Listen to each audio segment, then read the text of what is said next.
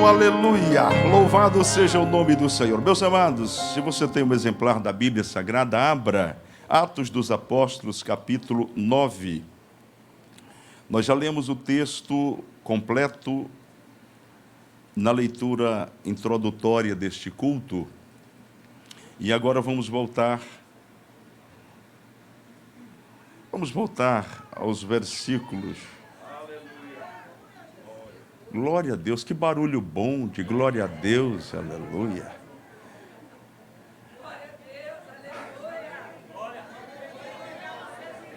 Aleluia, glória a Deus. Aleluia.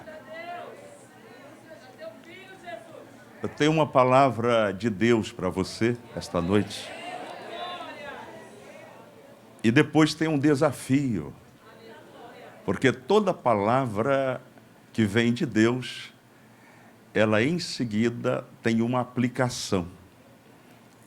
E se Deus nos permitir, ao final, eu gostaria de convidá-lo para o maior desafio da sua vida em 2022. Você pode dizer amém? É coisa boa, não fique preocupado não. Pastor, é saltar de asa delta. Não, não é isso não. Fique tranquilo, não é? Louvamos a Deus pelos obreiros que estão hoje aqui à nossa direita. Eu disse que as esposas dos pastores, dos obreiros que quiserem se sentar aqui também, tem lugar. A irmã Irani já levantou ali a mão profeticamente, da irmã Irani, já crendo, Deus vai dar um obreiro, não é? Graças a Deus, ela está animada. Glória a Deus. Meus amigos, vamos ler aqui Atos 9, para formar um contexto. Vamos ao 10, diz assim: E havia em Damasco um certo discípulo chamado Ananias, e disse-lhe o Senhor em visão: Ananias. E ele respondeu: Eis-me aqui, Senhor. E disse-lhe o Senhor: Levanta-te e vai à rua chamada direita, e pergunta em casa de Judas por um homem de Tarso, chamado Saulo, pois eis que ele está orando. Está fazendo o quê? Orando. E numa visão ele viu que entrava um homem chamado Ananias, e punha sobre ele a mão para que tornasse a ver. E respondeu Ananias: Senhor, de muitos ouvi acerca deste homem, quantos males tem feito aos teus santos em Jerusalém. E aqui tem poder dos principais dos sacerdotes, para prender a todos os que invocam o teu nome. Disse-lhe, porém, o Senhor: Vai, porque este é para mim um vaso escolhido, para levar o meu nome diante dos gentios e dos reis e dos filhos de Israel. Vamos voltar todos juntos à primeira parte do versículo. Disse-lhe, porém, o Senhor: Vai, porque este é para mim um vaso escolhido. Este é para mim o quê? Um vaso escolhido. Antes de se sentar, diga para esta pessoa que está do seu lado: você também é um vaso escolhido pelo Senhor. Glória a Deus, glória a Deus.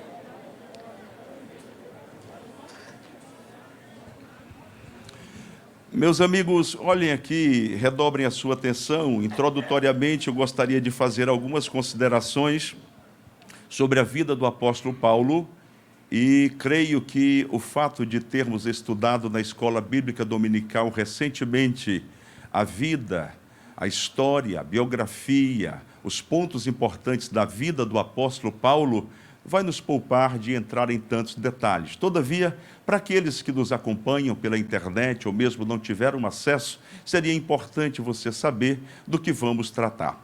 Antes, porém, eu queria dizer para os irmãos, eu trago algumas lembranças da minha infância, e uma delas é que meus pais, em especial a minha mãe, me deu uma Bíblia de presente. E esta Bíblia era uma Bíblia em quadrinhos. Diga comigo, Bíblia em quadrinhos. Você não é desse tempo, hoje não tem mais nem DVD, não é? Hoje é o stream, você assina e assiste tudo que você quer, não é? Hoje ninguém usa pendrive, outro dia se usava CD, DVD, mas a velocidade do tempo é tão terrível e passa tão rapidamente e as coisas envelhecem, que não se fala mais em LP, por exemplo, para os adolescentes, eles não vão saber o que é LP. É longe pra caramba? Não. O que é? LP. Era long play, era um disco, era um biscoitão desse tamanho. E logo depois veio o CD, e todos pensavam, agora nós temos uma tecnologia de ponta, e o CD passou, e aí veio o pendrive, e agora ninguém fala em pendrive. Se você falar para um aluno em sala de aula, olha, coloca no pendrive, ele fala, que coisa antiga, o que é pendrive, pastor? O que é pendrive, professor? E ele vai dizer para você, aí você diz, e o que é? Ele falou assim, não, a gente coloca tudo na nuvem. Quem aqui sabe o que é colocar na nuvem? Não é? Olha, essa igreja é muito antenada, não é? Então, quem não sabe, chega em casa, procura para o seu neto, para o seu sobrinho, e diz para ele, o que é, meu filho? Colocar as informações na nuvem, que ele vai lhe explicar. Mas olhem aqui, eu trago esta recordação porque na Bíblia em quadrinhos que minha mãe comprou, era um livro bonito e colorido. E numa época em que a TV era em preto e branco, não havia chegado TV colorida ainda no interior, na roça onde eu morava, e então ganhar aquela Bíblia foi um presente extraordinário. E eu me recordo que eu li aquelas histórias várias vezes. E ali eu comecei a me impressionar e amar alguns personagens bíblicos. História de Abraão, história de Moisés. E eu queria fazer um exercício com você. De todos as personagens da Bíblia Sagrada, que é o correto falar, as personagens da Bíblia Sagrada, qual a que você mais gosta? Qual é a sua personagem principal, predileta? Aquilo que você mais gosta? Pergunte para o seu vizinho, qual é a sua? E aí você diz para ele qual é a sua.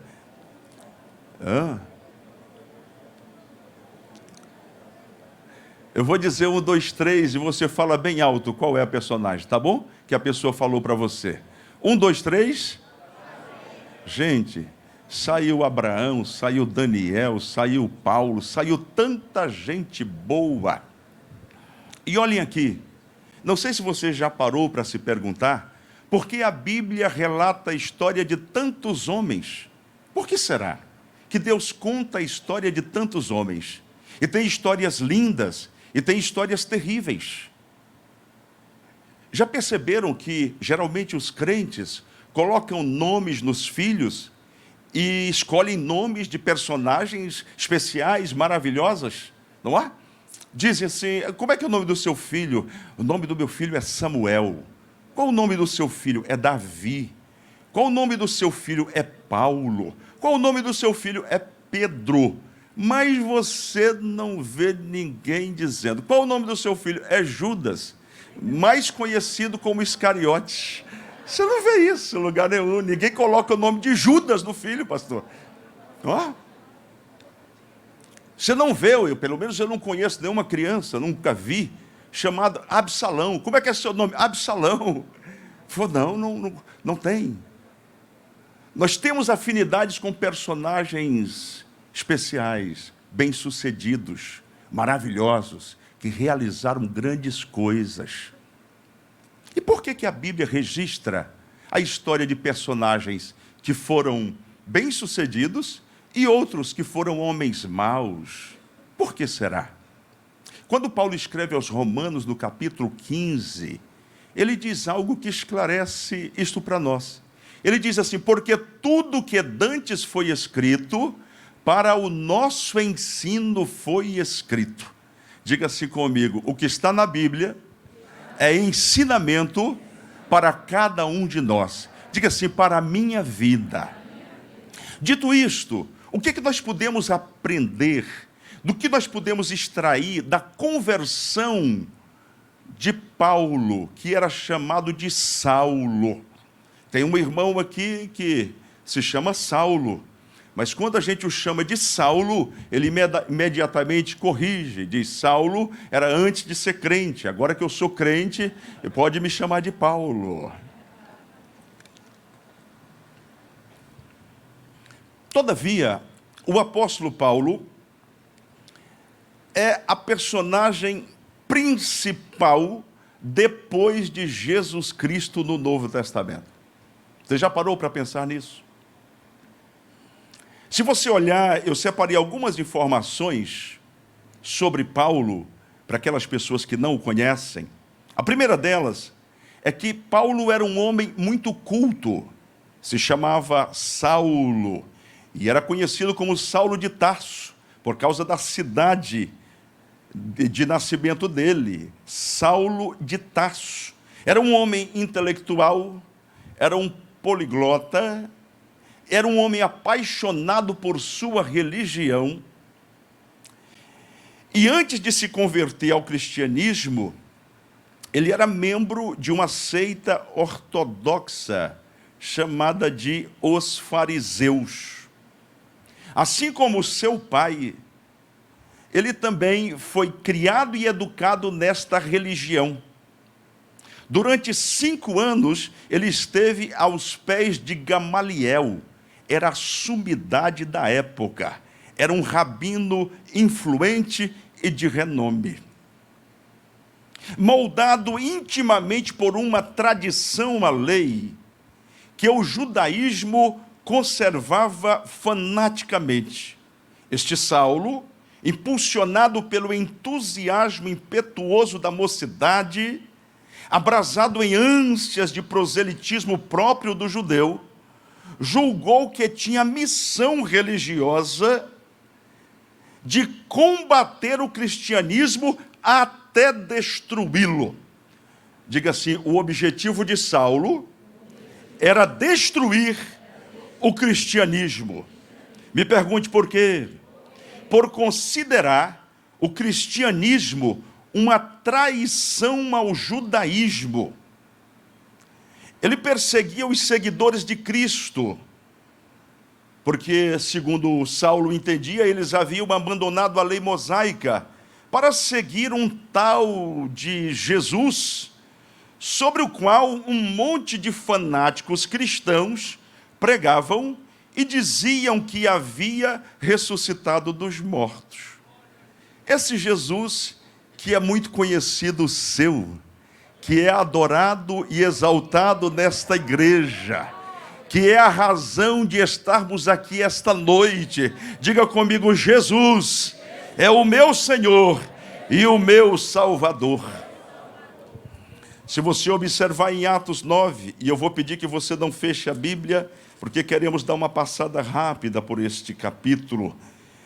Nos diz o versículo 1: e Saulo, respirando ainda ameaças e mortes contra os discípulos do Senhor, dirigiu-se ao sumo sacerdote e pediu-lhe cartas para Damasco, para a cidade de Damasco, para as sinagogas, a fim de que se encontrasse alguns daquela seita, para ele, os do caminho.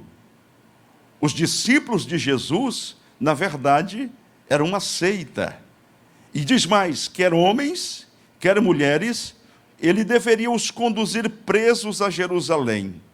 Todavia, irmãos, eu faço uma pausa aqui para dizer o seguinte: este Paulo, que matava cristãos, que perseguia pessoas, se você observar, em Atos 26, 9 a 11, você que gosta de anotar ou gosta de acompanhar, pode acompanhar conosco. Diz ele: bem tinha eu imaginado que contra o nome de Jesus, o Nazareno, devia eu praticar muitos atos, o que também fiz em Jerusalém. E havendo recebido poder dos principais dos sacerdotes, encerrei muitos dos santos nas prisões, prendi os discípulos de Jesus, e quando os matavam, eu dava o meu voto contra eles. Olha, esse Saulo era terrível. E castigando-os muitas vezes por todas as sinagogas os obriguei a blasfemar. Permita-me dizer que Saulo impunha tal força, tal violência. Permita-me imaginar, embora o texto não esteja dizendo, que ele dizia: ou você nega Jesus, ou você vai morrer. Tal era a crueldade deste homem. Ele entrava nas casas, pegava homens, mulheres, crianças. O filme sobre Paulo está à disposição aí na internet, nos streams, e você pode acompanhar mais ou menos o que aconteceu a este homem. Diga comigo assim: todavia, o matador de cristãos se transformou no maior missionário de todos os tempos. E temos na Bíblia Sagrada, diga, e temos na Bíblia Sagrada 13 cartas escritas pelo grande Paulo. Aí você diz: o que aconteceu entre o Saulo e o Paulo? O que houve na vida deste homem? Eu quero nesta noite lhes falar em rápidas palavras que Deus pode mudar a sua história. A palavra que o Senhor colocou no meu coração foi simples, foi para dizer para você que Ele quer mudar a sua história, vírgula, e quer mudar a história da tua família. Esta noite o Espírito Santo de Deus me impele a dizer, baseado na história de Paulo, que o Deus a quem servimos é o Deus que transforma vidas pelo poder do seu Espírito Santo.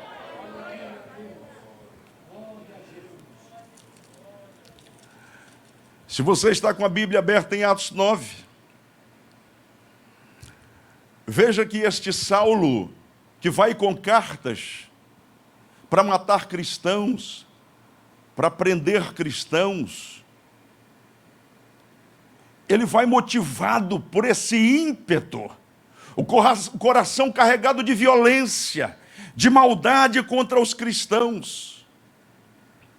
Mas diga comigo: de repente, Jesus entra na história de Paulo, de Saulo. Jesus entra na história de Saulo. E olhe, permita-me dizer uma coisa: o homem pode ser forte, a mulher pode ser determinada, ousada, pode ser grande, pode ser detentor de todos os recursos do mundo, pode ter todo o conhecimento, toda a filosofia, pode ser poliglota, mas quando tem um encontro com Jesus, precisa se render diante dele.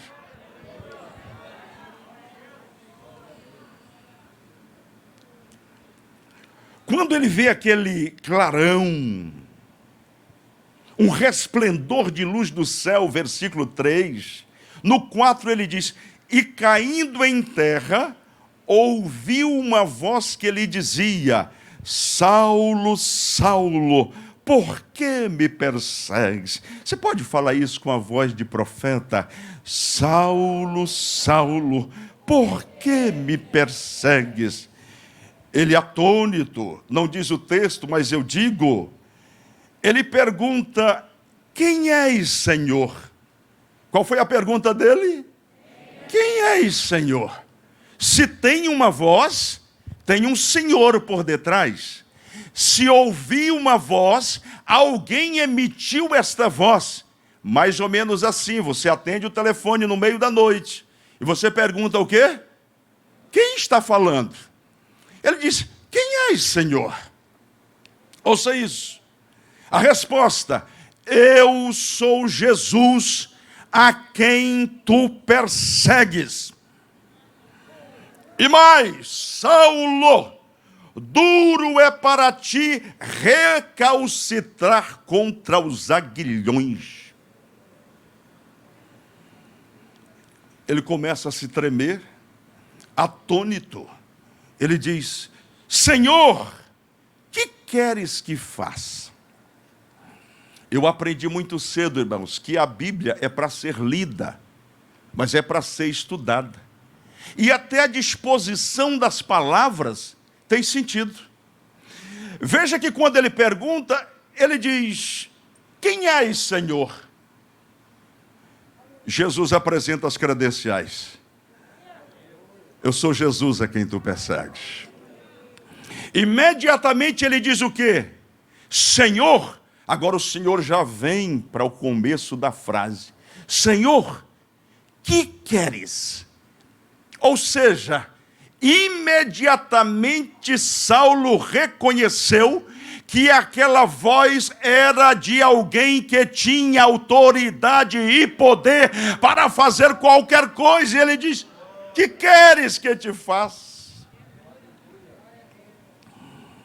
Agora ele quer obedecer. E Jesus disse para ele: levanta-te e entra na cidade, e lá te será dito o que te convém fazer. Preste atenção para isso. Primeira coisa importante que eu gostaria de destacar aqui, além da ordem das palavras, é que Saulo tem esse impacto da presença do Senhor Jesus, e o Senhor Jesus diz para ele: duro é para ti recalcitrar contra os aguilhões. Às vezes eu falo com algum crente cabeça dura, eu digo: duro é para ti recalcitrar contra os aguilhões. Porque você conhece alguém que é de dura serviço? Ah, pastor, fala uma palavra mais fácil. Cabeça dura. Quando encasqueta para um lado, ninguém consegue tirar. Conhece alguém assim? Fulano, não vá por aí. Mas é por aqui que eu vou. Agora eu vou com gosto. Tudo que você diz, ele faz ao contrário daquilo. Preste atenção para isso. A figura que é evocada aqui é de ferrões, para você entender. O animal, quando colocado numa carroça, ele tinha ferrões, o boi, esse aguilhão, essa ponta, para que o animal não saísse da posição. Então, se ele queria pular para um lado, o aguilhão ferroava. Queria para o outro, ferroava. E aí ele ficava na posição devida. Ouça que figura extraordinária. A Bíblia não diz, diga comigo, a Bíblia não diz. Mas Saulo, você é inteligente, inteligentíssimo. Saulo perseguia quem?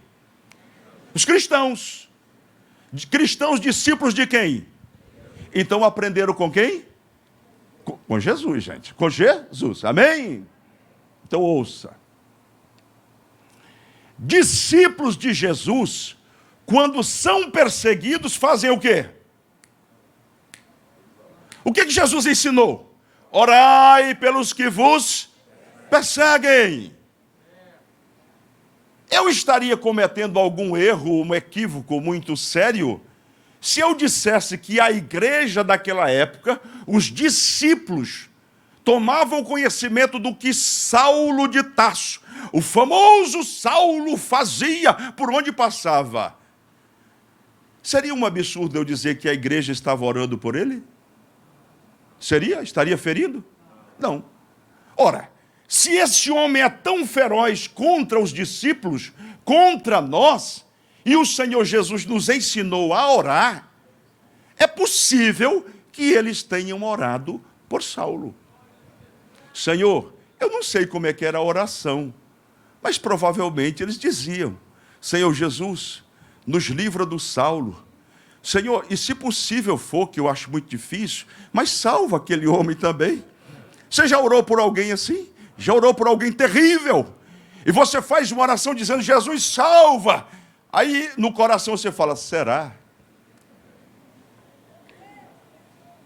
Quem está captando isso? Não se desespere não, que eu vou rápido aqui, você vai entender. Já não vamos fechar e vamos orar. Você vai para casa tranquilo. Presta atenção para isso.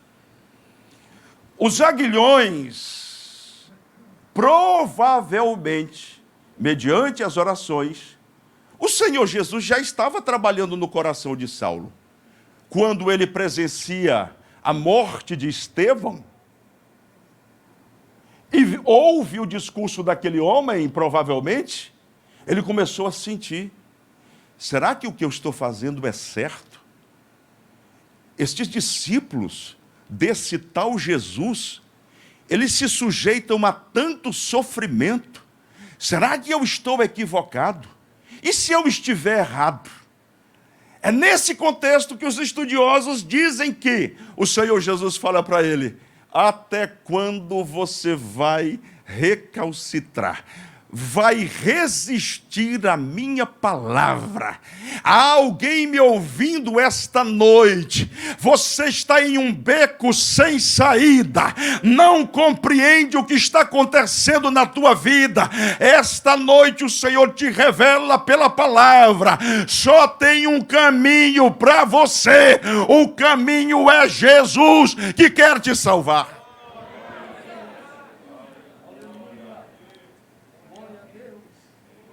Alguém que está me acompanhando agora, alguém que vai assistir a essa palavra depois, o Senhor está falando contigo. Você que está afastado da casa do Senhor, você que está desviado dos caminhos do Senhor, mas a tua mãe e o teu pai estão clamando por você dia e noite. As irmãs do círculo de oração estão orando por você, e o Espírito está dizendo: até quando você vai rejeitar esta palavra? A noite é agora, o momento é hoje de você tomar a decisão e se voltar completamente para Deus. Irmãos, o que acontece a Saulo, para a gente avançar, é que ele já se levanta obediente a Jesus. Diga assim comigo: quando Jesus salva uma pessoa, um dos sinais é que ela se torna obediente. Jesus diz: olha, levanta-te, entra na cidade, e lá eu vou dizer para você o que você vai fazer. Aí vem o detalhe dos varões que iam com ele. Versículo 8, Saulo levantou-se da terra e, abrindo os olhos, não via ninguém. Por quê? Ficou cego. O clarão, a luz foi muito forte, e Saulo fica cego. Diga comigo: Saulo ficou cego. E as pessoas foram guiando pela mão e o conduziram a Damasco. E esteve 3 dias sem ver, e não comeu e nem bebeu. 3 dias sem ver, e o que mais? Não comeu e nem bebeu. Esse é o versículo 9. Permita-me dizer, Saulo já estava no mistério do jejum. Foi conversão. Quando demorou a vir, mas quando veio, veio com força, meu irmão. Ele falou: esse Jesus que falou comigo não é de brincadeira, não. Ele é Deus e eu vou entrar na linha. Agora, aparece outra personagem aqui, que é Ananias. Havia em Damasco um certo discípulo chamado Ananias. Disse-lhe o Senhor em visão: Ananias. E ele respondeu: eis-me aqui. Irmãos, eu gosto de ler a Bíblia e me permito, sem querer dessacralizar, não me queira mal, mas eu fico imaginando as cenas, como é que acontece. Imagina o Ananias como dirigente do círculo de oração da ADIG. Imaginou? Imagina o Ananias como pastor de uma congregação, obreiro, obreira na casa do Senhor. Ele está lá orando, dizendo: oh Deus, usa-me como teu filho, meu Pai.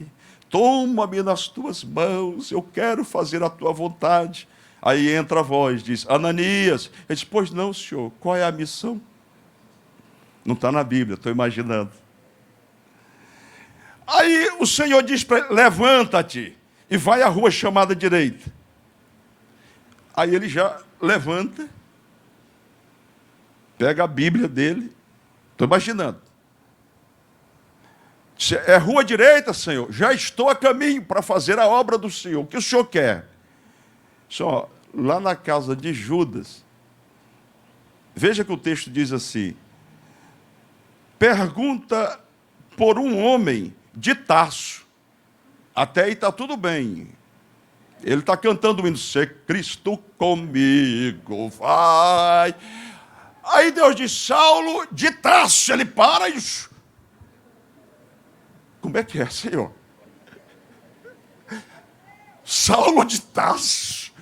O Senhor não me ama, não, Senhor? Meu Deus do céu. Ô, tarefa difícil, meu Pai. fazer esse trabalho. Deus é tão bom que antecipa para Ananias e diz: olha, ele está orando. Ananias diz: o quê? Não está no texto, estou imaginando. Como é que é? Ele está orando e outra coisa, já teve visão.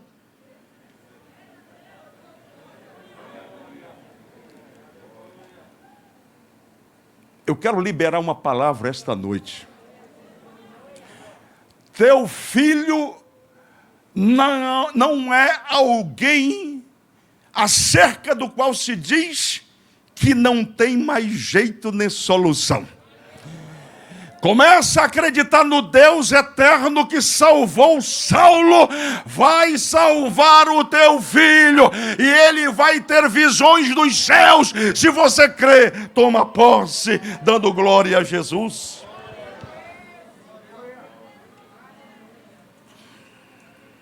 Ele diz, numa visão, ele viu que entrava um homem chamado Ananias, você, e punha sobre ele a mão para que tornasse a ver. Respondeu Ananias, Senhor, de muitos ouvi acerca deste homem, quantos males, tanta coisa ruim que esse homem tem feito, matado cristãos, homens, mulheres, crianças. E aqui ele tem o poder dos principais, já fiquei sabendo, principais dos sacerdotes, para prender a todos que invocam o teu nome. Disse-lhe, porém, o Senhor, vai, porque este é para mim um vaso escolhido. Você pode ler comigo? Vai, porque este é para mim um vaso escolhido.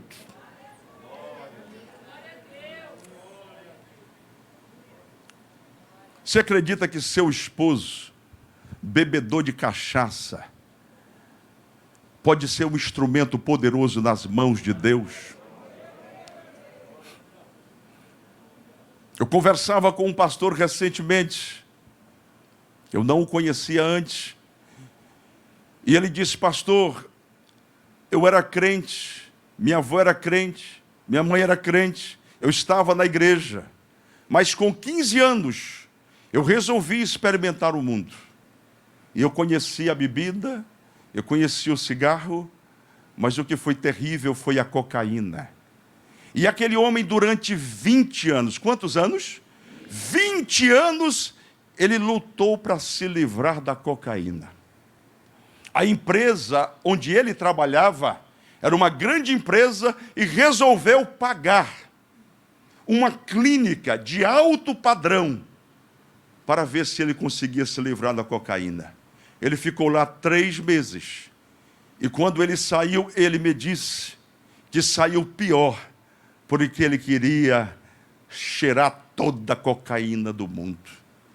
Ele percebeu que, daquela maneira, ele iria morrer.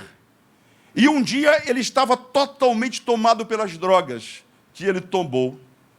E ali no seu interior, ele desconfiou de algo, que ele iria morrer.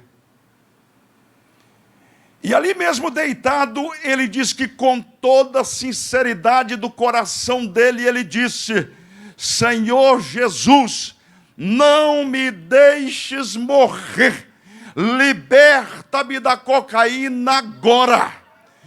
Ele diz que se levantou completamente livre da cocaína. E eu perguntei para ele, mas o senhor ainda teve alguma recaída? Ele disse, tem 20 anos e nunca mais eu provei aquilo. Será que você pode levantar essa mão santa e exaltar este Jesus que liberta, este Jesus que salva? Ele quer salvar você, quer salvar a sua casa, salvar a sua família.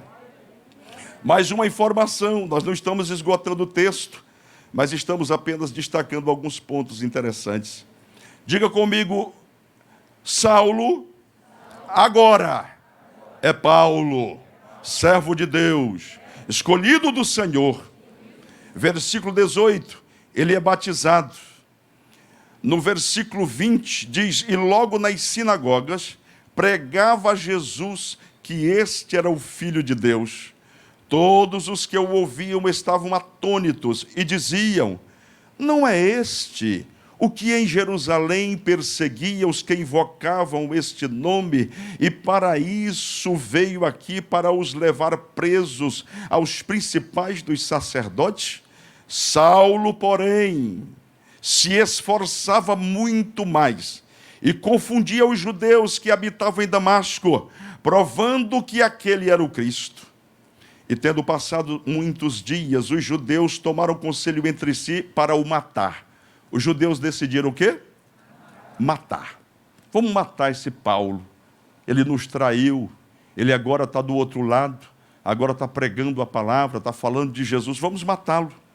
Mas as suas ciladas vieram ao conhecimento de Saulo, e como eles guardavam as portas, tanto de dia como de noite, para poderem tirar-lhe a vida, tomando-o de noite, os discípulos o desceram dentro de um cesto pelo muro.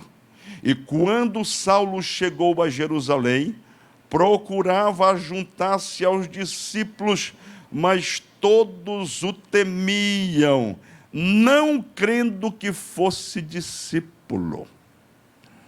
Deixa eu fazer uma pausa aqui para dizer, nós temos trabalhado isto aqui com os segmentos da igreja, com os ministérios. Nós precisamos abraçar as pessoas que estão aceitando a Jesus. Nós precisamos abraçar as pessoas que estão voltando para Jesus. Eu posso ouvir um amém? Olha, este homem agora está em Jerusalém, mas os discípulos não acreditavam na sua conversão. Irmãos, já imaginaram se Paulo não tivesse tido uma experiência real, verdadeira? Ele poderia ter deixado o caminho aqui. Você quer ouvir mais um pouco? Diz assim: então Barnabé, versículo 27, então Barnabé, tomando-o consigo, o trouxe aos apóstolos e lhes contou como no caminho ele vira ao Senhor, e este lhe falara, e como em Damasco falara ousadamente no nome de Jesus. Meus amigos, nós vamos para a parte final. Escute o que eu vou lhe dizer. Todas as vezes que você olhar para uma pessoa atravessando aqui o corredor da igreja, me ajude aqui, e carregando uma pessoa aqui para frente, você pode dizer tranquilamente: aí vai um Barnabé. Todas as vezes que você encontrar alguém e disser assim: eu quero lhes apresentar, este homem era Saulo, matava cristãos, mas eu dou testemunho por ele, se converteu, é um crente verdadeiro. Será que ele pode fazer parte do grupo de vocês aqui? Senta aí, querido, fica à vontade, dá um abraço nele aqui. Será que você pode entender o que estou dizendo esta noite? Sabe por quê, meus amados? Porque na igreja, lamentavelmente, tem muita gente que não entendeu a razão de estarmos aqui. Nós não estamos aqui para somente cantar. Nós não estamos aqui somente para vir e marcar o horário e ir para casa. Nós estamos sobre a face da terra para anunciar as virtudes daquele que nos chamou das trevas para a sua maravilhosa luz. A razão de estarmos sobre a terra são vidas, são pessoas que precisam de salvação.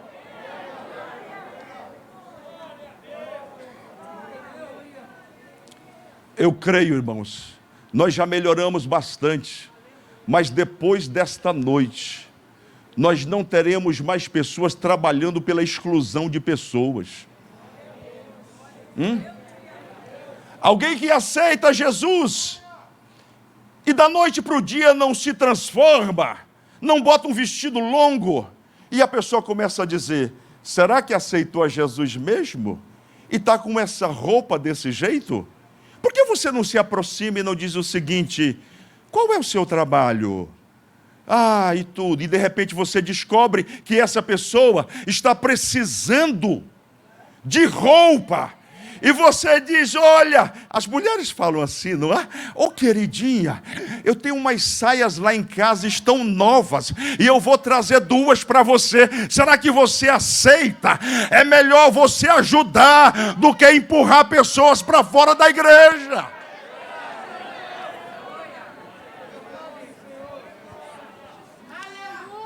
Tem gente que marca um território. Diz o seguinte, esse aqui é a nossa área. Só entra do nosso grupo. Tem a senha. Tem a credencial. Foi para isto que o Senhor nos chamou? Foi para isto? Não. O Senhor nos chamou para abraçar vidas. Todos os domingos, 9 da manhã, eu estou na sala dos novos convertidos. Aí você diz assim, pastor Marcos vai para lá, por quê? Não tem a classe dos obreiros? Tem obreiros ministrando. Mas eu quero falar com atitudes mais do que com palavras.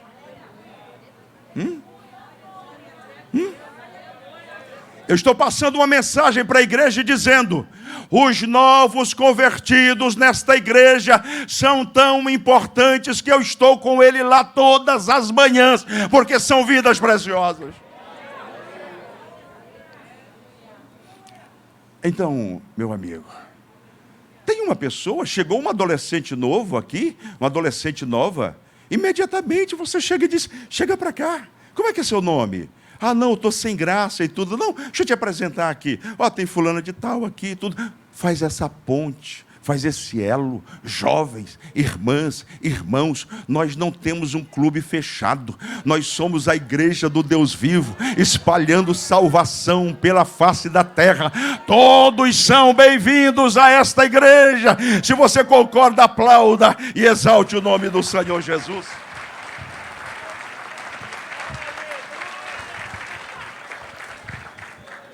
Tem um casal muito querido, uma família muito querida, e essa família teve que ir para outro estado por motivo de força maior. E eles chegaram lá e começaram a rodar, procurando igrejas. Chegavam numa igreja, não eram notados. Chegavam noutra, a liturgia completamente atrapalhada, para outra igreja. E aí finalmente disse, não, vamos para essa, porque é a menos ruim, a gente vai se adaptar.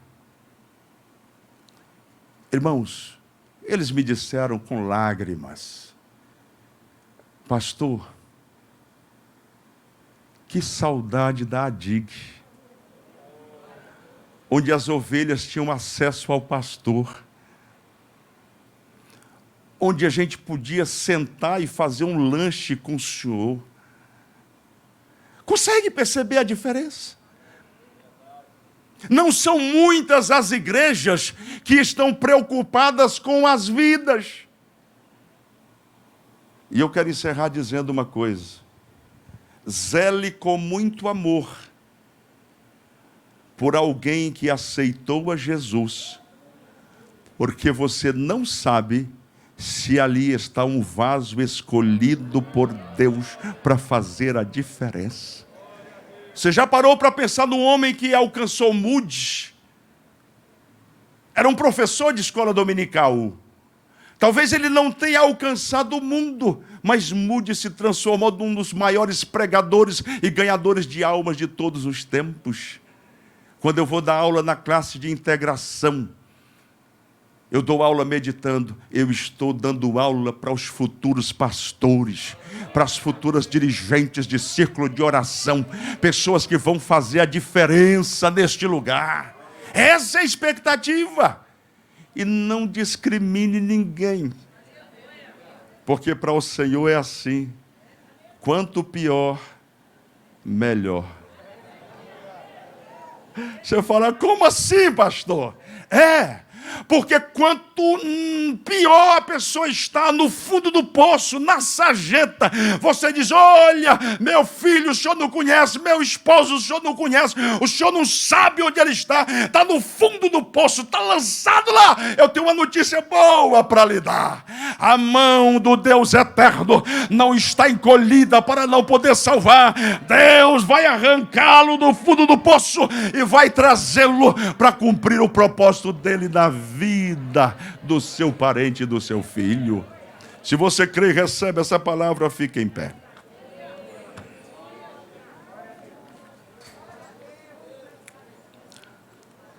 Falamos esta noite do grande Paulo, do grande milagre que Deus operou na vida dele. E eu queria, nesta noite, fazer 2 convites. O primeiro deles é para você que entrou aqui, e eu tenho certeza que Deus falou com você. Eu não vou perguntar porque eu tenho certeza disto. O Senhor falou através da sua palavra. Ele quer entrar na tua vida, na tua história e cumprir o propósito dele na tua vida. Então saia do seu lugar. Você que quer entregar a vida ao Senhor Jesus, saia do seu lugar. Tem um Barnabé perto de você. Tem um Barnabé dizendo: vamos à frente, eu vou com você. Tem alguém para entregar a vida ao Senhor Jesus? Dê um passo aqui à frente, enquanto a igreja está orando. E nós vamos cantar uma canção. Não vá embora, porque eu tenho ainda uma grande notícia para você esta noite. Você que está afastado, afastada dos caminhos do Senhor, volta para Jesus agora. Volta para Jesus agora. O Senhor está te chamando. Volta, nós queremos te abraçar. Nós queremos vê-la crescer na casa do Senhor, cumprindo o propósito dele nas suas vidas. Enquanto o ministério de louvor canta, veja se do seu lado tem uma pessoa e a traga, por favor, aqui à frente. Ao findar o labor desta vida, pergunte educadamente à pessoa que está do lado se ela já entregou a vida ao Senhor Jesus. O Espírito de Deus faz. Que destino há de ter a tua alma? Qual será? Jesus está te chamando esta noite. Venha. Hoje você tem a escolha. Meu amigo, hoje tu tens a escolha. Vida ou morte, qual vais aceitar? Amanhã pode ser muito tarde. Hoje Cristo te quer libertar. Oh, aleluia. O convite está de pé, a porta está aberta. A qualquer momento você pode falar com alguém e esta pessoa vai te encaminhar. Eu queria lançar para a igreja agora um grande desafio, talvez o maior da sua vida. Quem aqui tem parentes que não são salvos ainda? E esta noite você entendeu no seu coração que assim como Jesus salvou Saulo e o transformou em um Paulo, você crê que Jesus vai salvar teus filhos, teus parentes, tua casa. Nós temos uma proposta esta noite: separar o mês de março inteiro de oração e jejum pela salvação dos nossos familiares. Eu queria convidar aqui à frente as pessoas que dizem: pastor, eu quero tanto a salvação da minha família, que eu vou aí à frente para que os obreiros possam orar comigo neste grande desafio. Se tiver aí na tela, querido, pode colocar, por favor. Aí está. Campanha de oração e jejum pela libertação e salvação dos nossos familiares. Durante o mês de março, estaremos em oração e jejum pelas famílias. Crê no Senhor Jesus Cristo e serás salvo, tu e a tua casa. Eu sei que são muitas pessoas. E as que estão vindo aqui, estão vindo porque creem na palavra do Senhor. O meu coração está tão cheio de fé, que nós vamos orar como igreja nesta hora. E enquanto estivermos orando nesta noite, cadeias vão se quebrar. Eu quero abrir a minha boca para profetizar algo específico esta noite. Teu filho que está agora numa roda bebendo cerveja, ele será impactado pelo Espírito Santo de Deus, como um aguilhão conduzindo para casa. E ao chegar em casa você vai perceber a diferença nele. Eu digo mesmo para o teu esposo, que você ora durante tantos anos, chegou a hora. Nós não temos mais como esperar a igreja. Jesus está às portas. Nós não temos todo o tempo do mundo. E você não vai perder ninguém da sua família. Coloque isto como objetivo da sua vida. Você falou: Senhor, este mês de março, eu vou orar e eu vou jejuar pela salvação da minha família. E eu vou vê-los entrando por estas portas e se rendendo ao Senhor Jesus.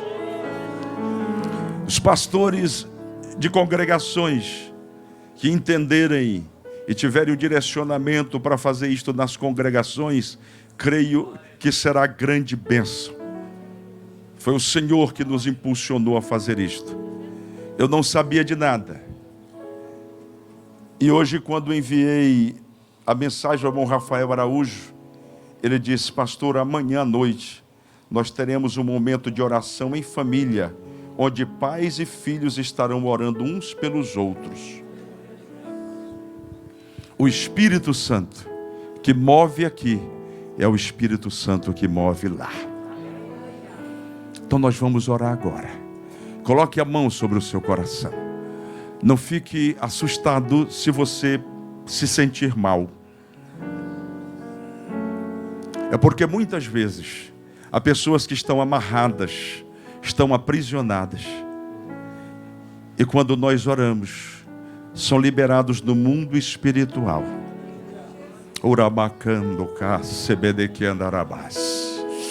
Ore com toda a fé, com todo o entusiasmo. Eu vou pedir aos pastores, obreiros, que estendam as mãos aqui nesta direção. A igreja do Senhor, por favor, estenda as mãos. Meu Deus e meu Pai, nós pregamos a Tua palavra esta noite, Senhor. Nós estudamos a vida, a conversão de Saulo. E nós queremos invocar juntos o Teu Espírito Santo. Tu conheces cada família. Tu conheces o coração de cada irmão, cada irmã que está aqui à frente, clamando, Senhor, pela salvação, pela libertação dos seus entes queridos.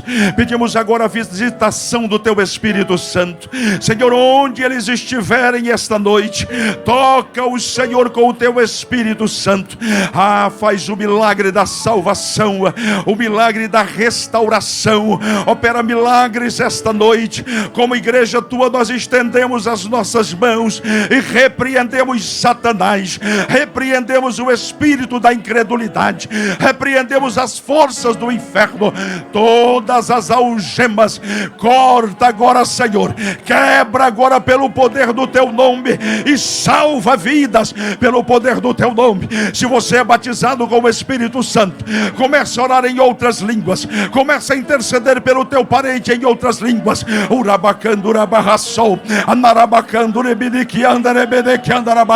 Senhor, a guerra está travada, a guerra está travada nesta noite. Toda a força do inferno, todo o poder contrário, nós lançamos por terra agora. Nós cremos na Tua palavra, Senhor. O Senhor veio para nos dar vida e vida com abundância. Ministramos agora salvação, libertação.